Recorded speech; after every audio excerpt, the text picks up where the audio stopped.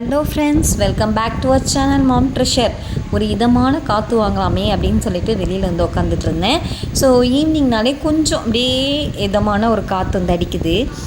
காலையில் பார்த்திங்கன்னா வெளியிலே வர முடியல, நைட் ஆனால் வந்து உள்ளாரே இருக்க முடியல, அனல் அப்படியே வாரி அடிக்குது.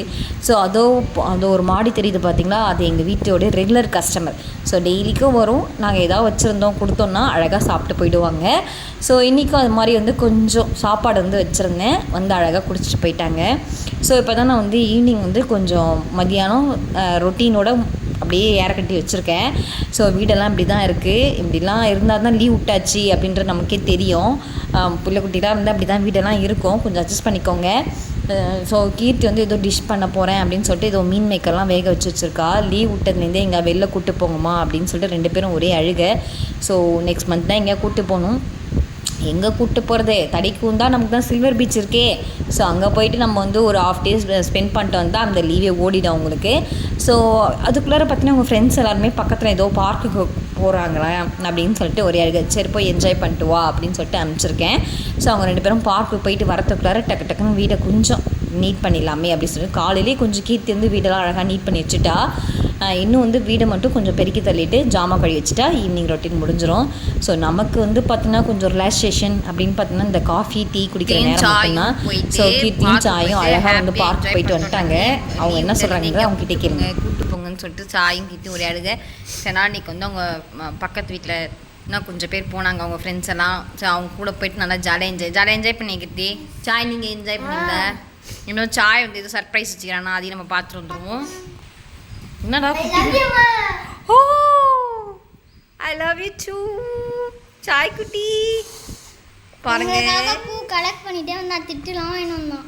யார்கிட்ட திட்டுலாம் வாங்கிட்டு வந்தா? ஒரு ஆண்டி கிட்ட. ஏன் பூவெல்லாம் பெருக்கிற அப்படின்னு. அச்சச்சோ, அப்படியே உங்களுக்கு பூ வச்சுட்டாங்க. நீ ஏன்டி பூவெல்லாம் பிரிச்சுட்டு வந்த? So thank you so much Sai. I love you too. சூப்பராக அழகாக சாய் குட்டி மறைச்சு எடுத்துருங்க. சூப்பராக இருக்குல்ல பூவோடைய கலெக்ஷன்ஸ் எல்லாமே. எல்லாரும் கேட்டாங்க, அவங்க போகிறாங்க வராங்க, என்ன தம்பி நீ பூ கலெக்ஷன்ஸ் பண்ணிட்டு இருக்கேன். இல்லை எங்கள் அம்மாக்காக நான் எடுத்துகிட்டு போகிறேன், கலெக்ஷன் பண்ணுறேன் பேசுகிறேன் அப்படியே சொல்லிட்டு பேசிட்டு வந்தேன். சரி இப்போ வந்து கீர்த்திமா நீ ஏதோ ஒரு டிஷ் வந்து அப்படியே பண்ணி வச்சுட்டு போயிட்டேன், அது எப்படி கண்டினியூ பண்ணுவேன்? இப்போ சீக்கிரமாக கண்டினியூ பண்ணி எடுத்துகிட்டு வா, நம்ம சாப்பிட்லாம். ஓகே.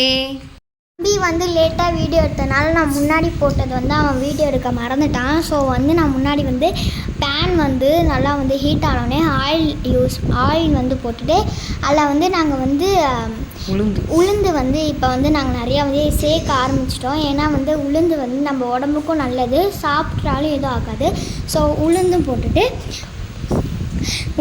போட்டுட்டு இப்போ வந்து நான் வந்து அந்த வேக வச்ச மீன் மேக்கரை வந்து ஆட் பண்ணிட்டு ஒரு நல்லா ஒரு கொஞ்ச நேரம் வந்து ரோஸ்ட் பண்ணுற மாதிரி ரோஸ்ட் பண்ணிட்டு அப்புறமேட்டா வந்து உப்பு போட்டுரும். எங்கள் வீட்டில் வந்து கல் உப்பு தான் யூஸ் பண்ணாங்க. ஸோ அதை வந்து எங்கள் அம்மா வந்து சால்ட் உப்பாக வந்து மாற்றிட்டாங்க. நல்லா வந்து மிக்சியில் போட்டு கெயினாக அரைச்சிட்டு, ஸோ ஆனால் தான் கட்டியாக இருக்குது உப்பு. ஸோ உப்பையும் கொஞ்சம் போட்டுட்டு நல்லா ஒரு மிக்ஸ் கொடுத்துருங்க. அதுக்கப்புறம் வந்து ஆச்சி மிளகாத்தூள் வந்து ஆட் பண்ணிக்கோங்க. எனக்கு காரத்துக்கு ஏற்ற மாதிரி வந்து ஆட் பண்ணிக்கோங்க. எங்கள் வீட்டில் நிறைய பேர் காரத்துக்கு அடாப்ட் ஆனால நான் வந்து நிறையா வந்து போட்டுக்கிட்டேன். நெக்ஸ்ட்டு வந்து கொஞ்சோண்டு டேஸ்ட்டு வந்து என்ஹான்ஸ் பண்ணணும்னு சொல்லிட்டு கொரியாண்டர் பவுட்ரு வந்து நான் வந்து யூஸ் பண்ணிக்கிறேன். அதை வந்து நான் வந்து எங்கள் வீட்டில் அவ்வளோ சாப்பிட மாட்டாங்கன்னு சொல்லி கொஞ்சமாக வந்து போட்டு நல்லா ஒரு மிக்ஸ் கொடுத்துருந்தேன்.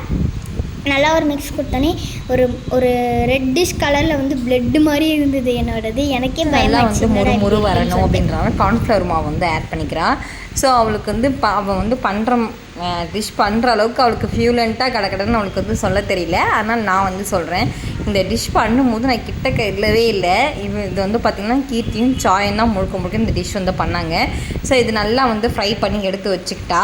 அதுக்கப்புறம் பார்த்திங்கன்னா மேகி வந்து நம்ம கடையில் வாங்குவோம் இல்லையா, மேகி வந்து யூஸ் பண்ணுறான். ஆனால் அது வந்து ஹெல்த்தியான விஷயம் கிடையாது. ஸோ என்னைக்காவது ஒரு நாள் அப்படின்றனால சரி ஓகே அப்படின்னு சொல்லிட்டு நானும் அலோவ் பண்ணேன். ஆனால் நான் ரொம்ப வந்து அவாய்ட் பண்ண தான் வந்து முயற்சி பண்ணேன். இருந்தாலும் ரொம்ப கீர்த்தி வந்து அடம் பண்ணி எனக்கு மேகி வந்தே ஆகணும் அப்படின்னு சொல்லிட்டு சரி ஓகே அப்படியே ஒரு நாள் தானே அப்படின்னு சொல்லிட்டு விட்டுட்டேன்.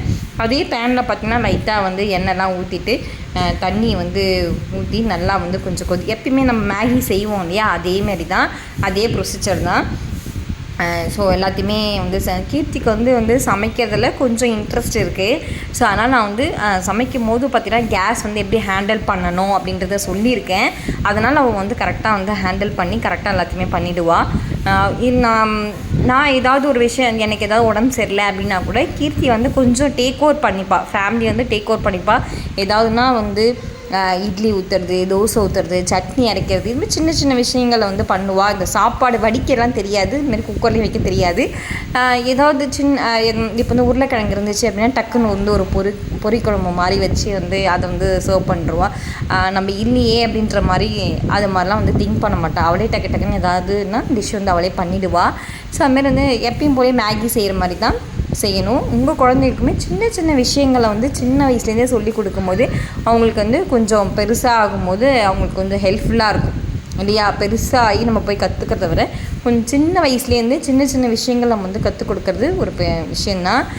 அவள் ஏதாவது ஒரு விஷயம் வந்து டிஷ் வந்து பண்ணணும் அப்படின்னு அவள் வந்து முடிவு பண்ணிட்டாலே அந்த டிஷ்ஷுக்கு தேவையான திங்ஸ் எல்லாத்தையுமே அவளுக்கு வாங்கி கொடுத்துடணும். இல்லைன்னா அவள் வந்து அழுதுகிட்டே இருப்பாள். அதெல்லாம் வந்து ஒரு மைனஸ் பாயிண்ட்டு தான் கீர்த்திக்கிட்டே. இன்றைக்கி இல்லை கீர்த்தி நாளைக்கு வாங்கி தரேன் அப்படின்னு சொன்னால் அதை அக்செப்ட் பண்ணிக்க மாட்டாள். எனக்கு இன்றைக்கே வேணும் அப்படின்னு சொல்லிட்டு அவள் அன்றைக்கி செய்யணும் அப்படின்னு மூடு வந்துடுச்சு அப்படின்னா அது செஞ்சே ஆகணும் அப்படின்னு சொல்லிட்டு செஞ்சுருவா அவள். ஸோ அது மாதிரி இது வந்து நூடுல்ஸ் வந்து செஞ்சு நல்லா சூப்பராக இருந்துச்சு. பார்க்க கொஞ்சம் நல்லா டிஃப்ரெண்ட்டாக இருந்துச்சு, நல்லா ஃபில்லிங்காகவும் இருந்துச்சு.